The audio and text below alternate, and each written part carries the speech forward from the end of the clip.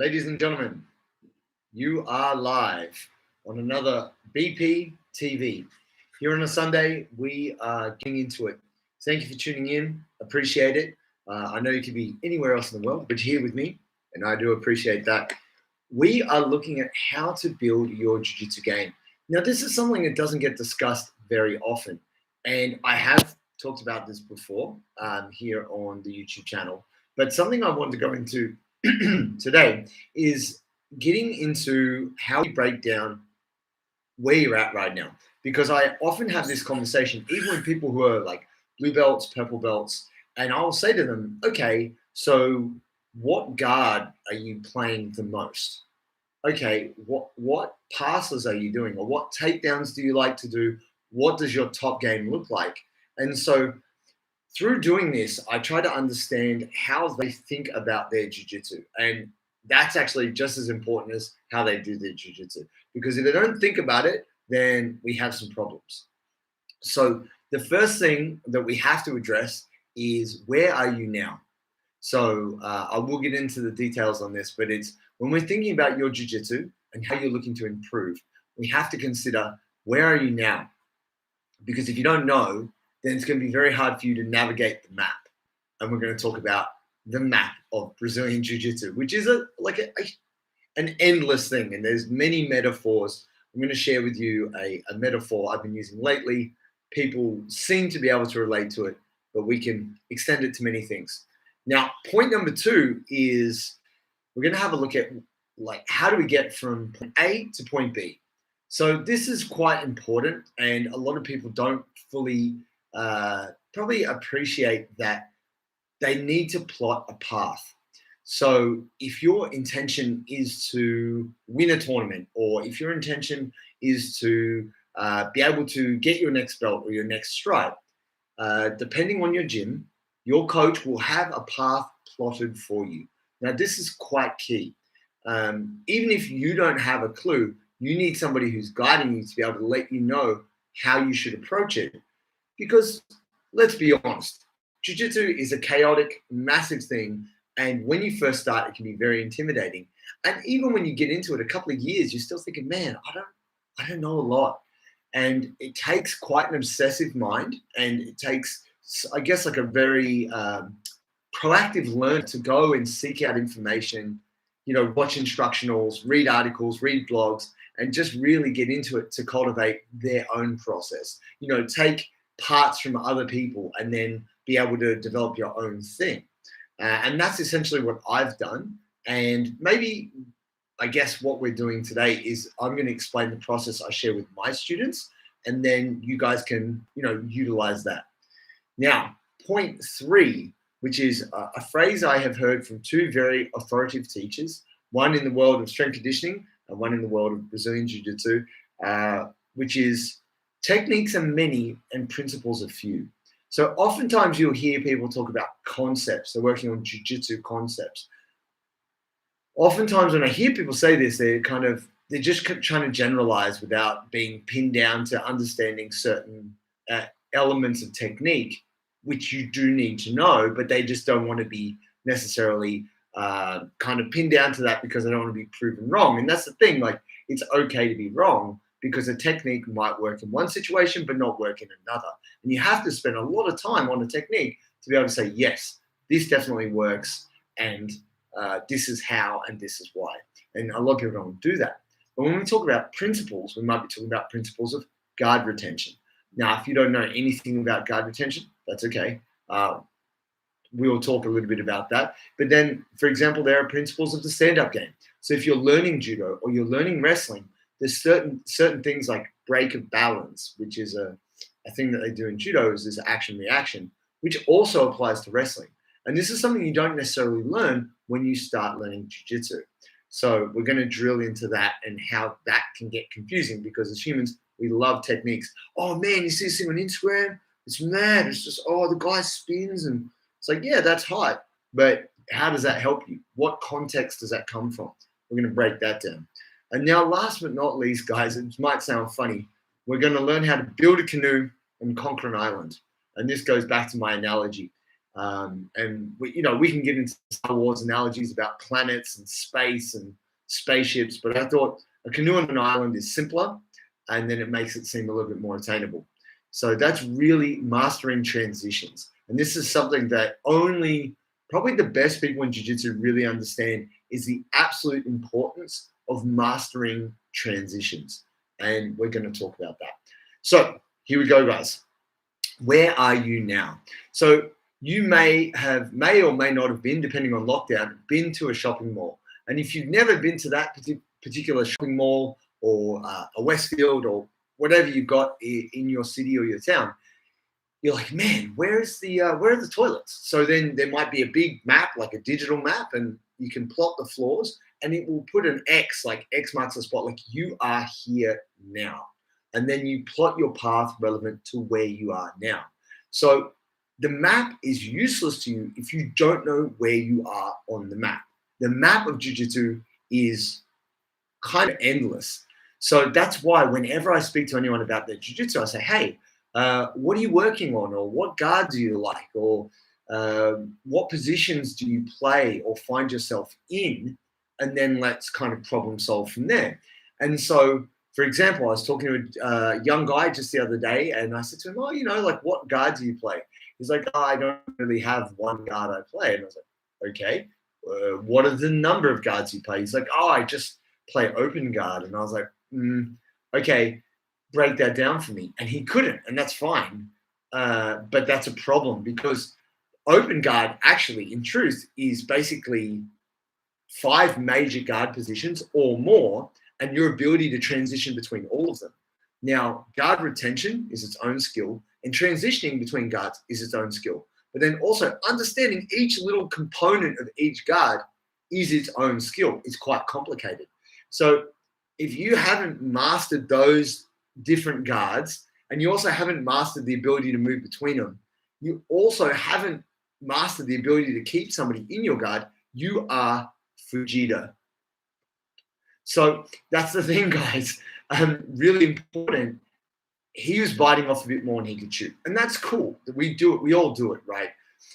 But essentially, when we drill down to it, the guard that he really understood was half guard. So yeah, we played a bit of half guard, talked about some specifics, and worked on that. Then he was like, yeah, but also I like to play lapels. And I'm like, okay, cool. How is your spider guard? How's your De La Riva? And he hadn't practiced any of those. And there's some principal understandings and movements that come from practicing De La Riva and practicing spider guard, which are used when you start playing lapel guard. So he kind of jumped a few moves ahead, and this is typical, and that's fine. Like, I'm not criticizing this young man in particular. It's just, it's going to be a lot of hard work for him. Lapel guard and worm guard, gubba guard, all these variations aren't going to be that helpful if he doesn't understand these other guards, which are not lower order, but they are the building blocks for the things that come on top of it. So where are you now? X marks the spot. Are you a closed guard player? Do you like to take down and pass guard? Or like, what is your game? Once you understand where your game is, we can analyze the strengths and weaknesses, and then we can plot a path forward. But if you don't have that X on the map, like that point where this is where I am, same thing if you're using your Google Maps. Google Maps is going to be useless to you if you don't have that little blue spot which shows you where you are, and you can hit recenter. Even if you get off track, you can still find a way there. Your coach needs to give that to you. If you don't know it yourself, you need to ask your coach, like, oh, hey, like, kind of what's my game? And your coach is like, oh, you are a lay and pray. You just kind of bunker down, and then you just try and explode and pass whenever you can, which is very opportunistic, but not necessarily the best jiu-jitsu in the world. So then you've got to have a look at particular passes you can cultivate and how you chain them together. And that's going to go back to our ability to talk about transitions. So once you've worked out where you are, we're going to have to think about where you're going. So you actually have to set a goal. So point A to point B. Where you are now is point A. And you have to think about, where's my jiu-jitsu going? So, for example, a thing that my coach, Lachlan Giles, would always say, shout out Lockie, you're always a half move from half guard. So he felt half guard was one of the first guards that you should really learn and master, because it's one of the most common. whether you're in the gi or no gi, half guard is still very applicable. And it's super fundamental to lots of other positions like reverse de la Hiva or shin on shin, or even some principles relevant to spider guard. It's really important for you to be able to understand how to frame and use the position. So if half guard is the spot that you understand, which a lot of people do and play, it's knowing what is the next thing for you. So for me, when somebody stands up out of my half guard, I play a position called reverse de la Hiva, which is very similar to a half guard position, except now the person's standing up and I have my leg on the inside and I'm just framing as hard as I can and holding that position. For some of you out there, you might play close guard. Now, that's a bit of an old school game, but that's cool. It's very relevant. And I think it is worthwhile for everybody to learn how to play close guard, gi or no gi. But if you have short legs like me, it's hard to wrap your legs around like it's hard to even close your feet. If you're rolling with a big human, playing close guard is tough. So this is my general recommendation. If you're a short leg human, if you got short, stubby legs, man or woman, playing X guard, playing butterfly guard, this a hooking game where you put your feet inside as opposed to trying to wrap your legs around is better. Yeah, half guard is the old guy game. That's what they say, right? Because you've got a lot of control. And really, it was cultivated by Gordo of Gordo Jiu-Jitsu, who was originally one of the top guys at Gracie. I trained at Gordo Jiu-Jitsu when I first went to Brazil, and he developed half guard because he broke his leg and he wanted to keep training. So that's where half guard came from. He would just hook his leg in and then use his good leg up at the top. And it's so interesting that all these things in jiu-jitsu, so many innovations come from problems that happen from jiu-jitsu, and then people have to innovate and adapt. So I was saying, like, close guard, great position, good to know. But I'll give you guys a quick example. When I the second time I went to Brazil and I went to Sao Paulo, I went and trained with the guys at Alliance in Sao Paulo, and I got a private lesson with Fabio Gurgel. I actually got 3 private lessons. They're very expensive. And that's why he was like putting the price up so high so that people wouldn't get private lessons. And then I'm the overly keen gringo with too much money. And I'm like, yeah, I get to train with the GOAT. Sure, I'll do it. Anyway, he's like, all right, let's do this private. You're paying me, let's do it. And he said to me, what's your game? And I was like, close guard. And he was like, okay, what else do you do? And I'm like, what else do you need? And he's like, well, what happens when they open your closed guard? I'm like, they don't. He's like, okay, cool. You're a blue belt. I'm sure people open your closed guard. I was like, yeah, but like I get it back. And he was like, okay, what happens when you can't get your closed guard? I'm like, oh, I get it. I get it eventually. He was like, all right, stop. He was like, you're an idiot. Let me explain this to you. And he showed me de la Hiva. Because de la Hiva is a very easy transition from closed guard to just adjusting your feet, putting your hook behind the leg. And it's not a huge jump in terms of bodily movement. And he showed me different controls and different things I could do from there. And that helped me on this kind of path to developing an open guard. So the first major guard, apart from, say, closed guard, half guard, was de la Hiva for me. And de la Hiva extends into berimbolo and it extends to a lot of other positions. So it's a good thing to learn. Anyway, that to the side. What we have to think about for you guys to go from point A to point B, even though you can get all kinds of instructionals, right? You can get on BJJ Fanatics. You can get on Jiu-Jitsu X and be like, dang, I want to learn the Castaway guard, or I want to learn worm guard.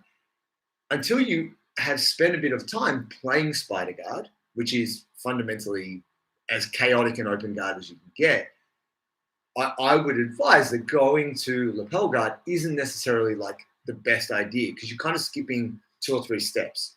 And this is not because I'm trying to hold you back, guys. I'm literally saying there are foundational bricks, like if we're building a pyramid, the big rocks at the bottom that you need to really understand before you move forward. And this is going to lead me to my next point. Because definitely, because of social media and because of the internet, we have access to all this information, which is awesome. It is amazing. I love it. I nerd out on it. But the problem is we have almost too much information. And so then it's like, okay, well, I don't know how to choose. And you need somebody to actually tell you, hey, do this and just stick to this for a little while. Not because someone's trying to hold you back, but look, you need to learn the ideas from this position in order for you to take that next step, because those ideas and principles occur also in this other position. So when you're going from point A to point B, it is key to understand what is the next closest point to your current point.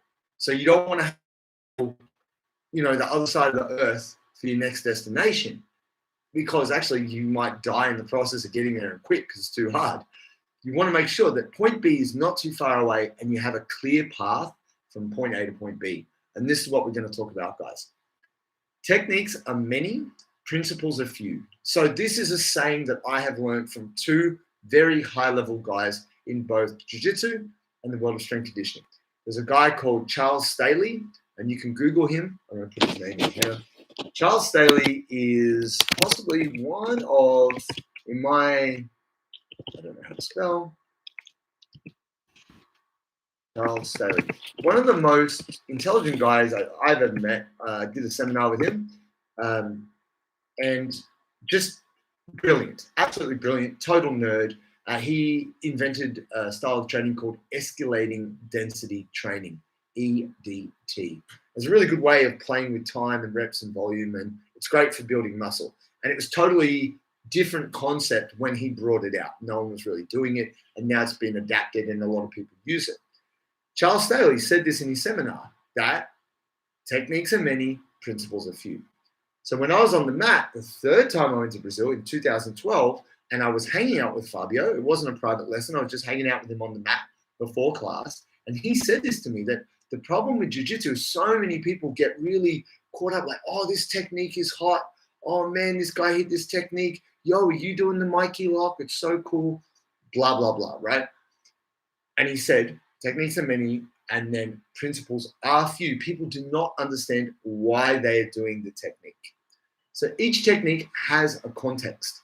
So, for example, one grip in a certain guard is good. But then if the person tries to pass your guard and put you in a different spot, that grip may no longer be any good to you and might actually be the death of you and get you past if you do not recognize it is now no longer good. So that's the deal. You have to spend a bit of time in both of those two different positions to understand when it's working for you and when it's not. And this is a huge difference. So how does this relate to what you're doing now? Because what is the difference between a principle and a technique? So let's give you an example. So, for example, a Kimura or an Americana, a shoulder lock of some description is a technique. But when you apply it from closed guard, it will be principally different to how you do it from mount or, say, side control. Why is that? I mean, yes, you're isolating the arm in the same way. Yeah, that's right. Yeah, that's right. Gracie, right? Definitely.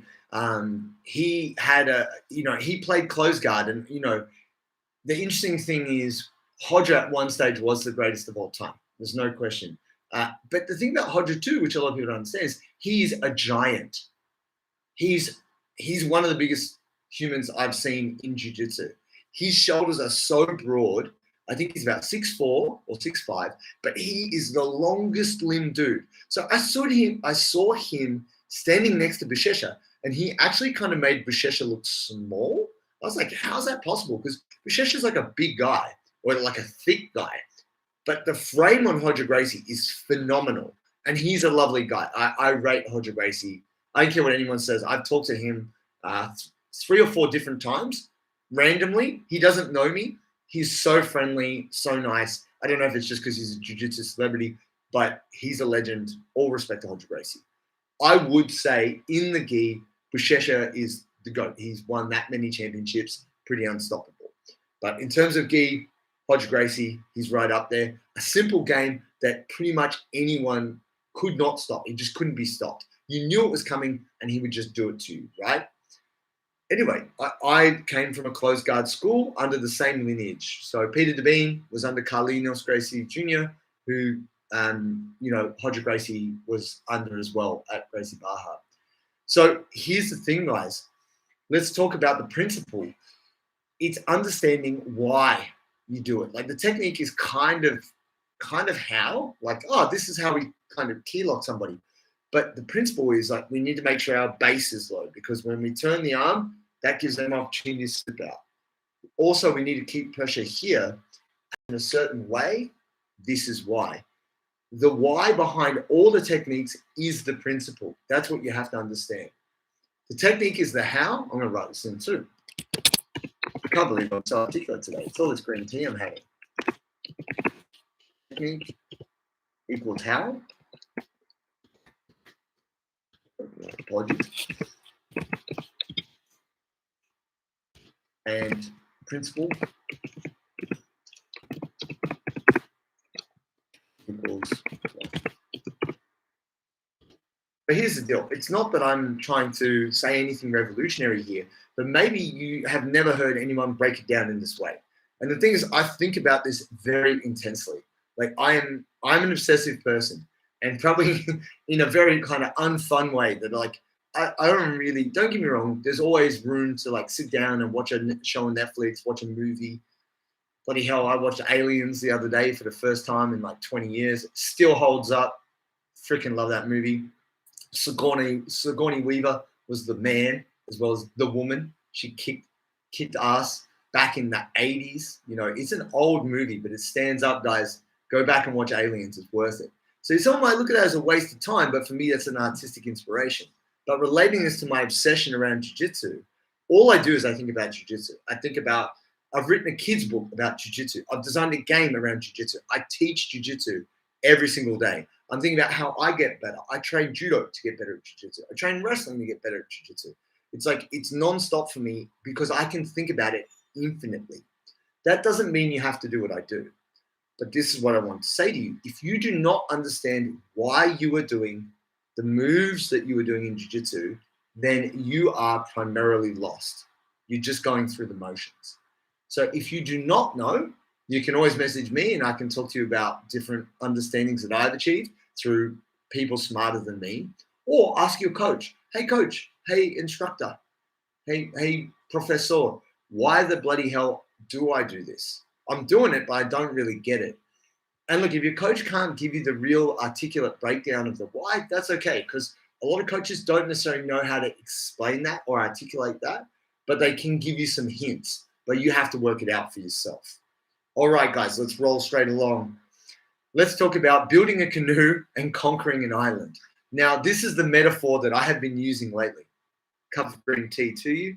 Cheers, antioxidants. Yeah, I don't know why I started explaining it this way, but essentially, a student was asking me, oh, I want to play open guard. And I said, sure.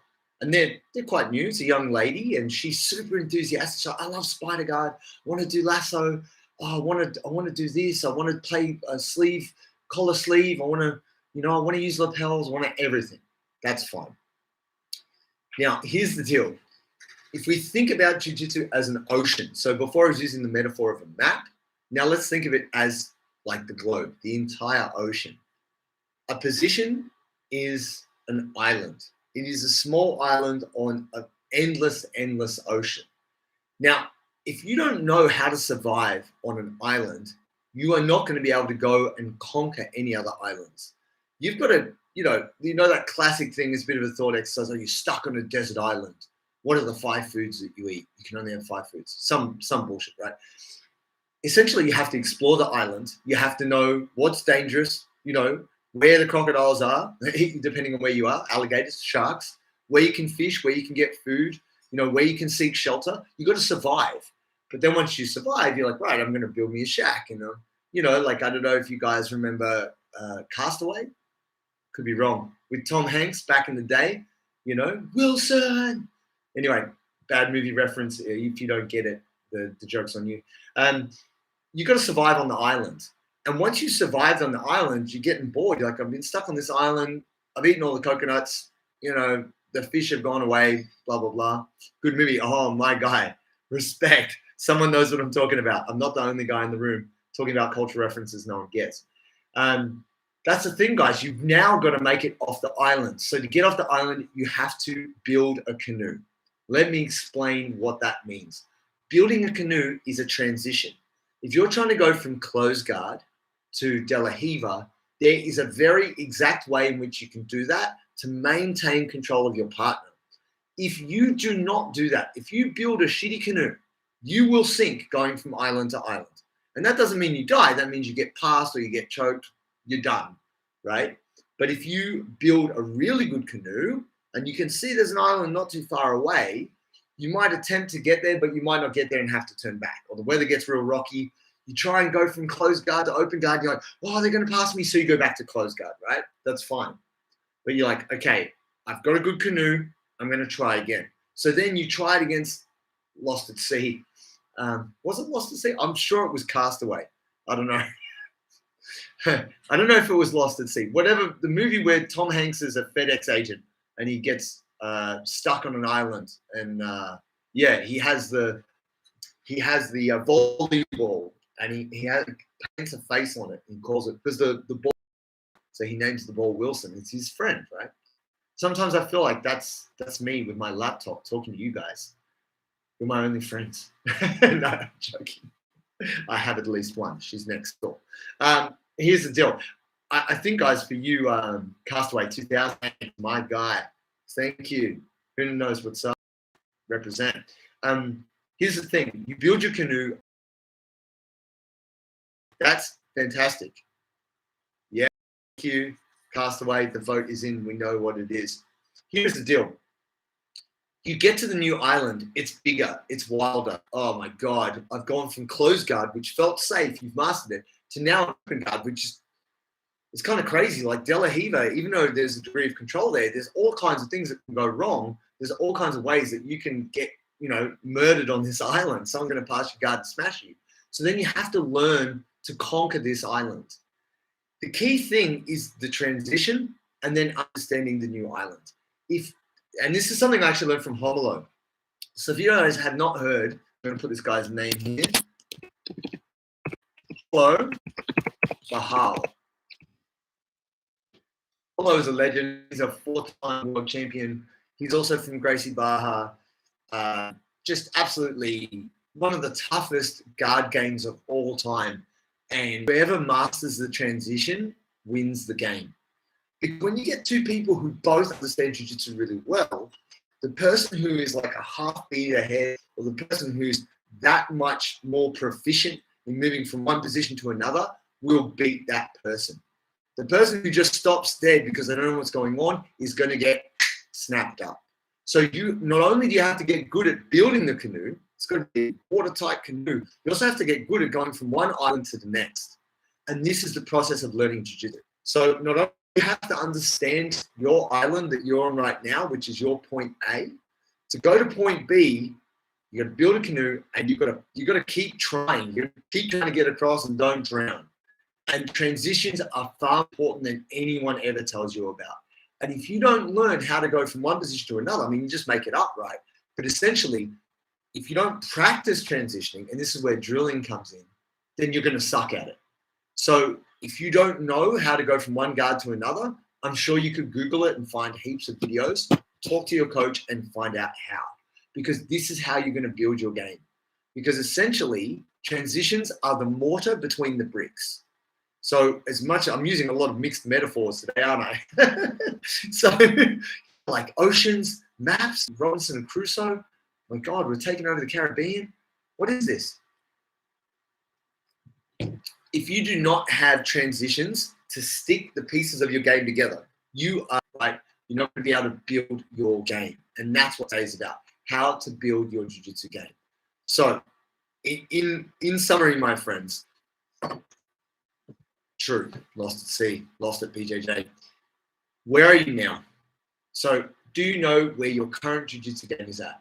If you don't know where it is, talk to your coach. You need to understand this. Or come see me and I will tell you exactly where your game is. I have no qualms telling you how it is. You have to think about, what is your game goal? What is the next step in your game? You want to make sure point B is not too far away. It only wants to be another million miles away. You don't want to go from closed guard necessarily to playing rubber guard, because maybe principally you don't even understand either of those two games, right? Even if you're flexible, rubber guard has its own complexity, and understanding 10th planet system is a different animal. Just saying. Point A to point B, make sure it's not too far, and then also understand, how do you go there to there?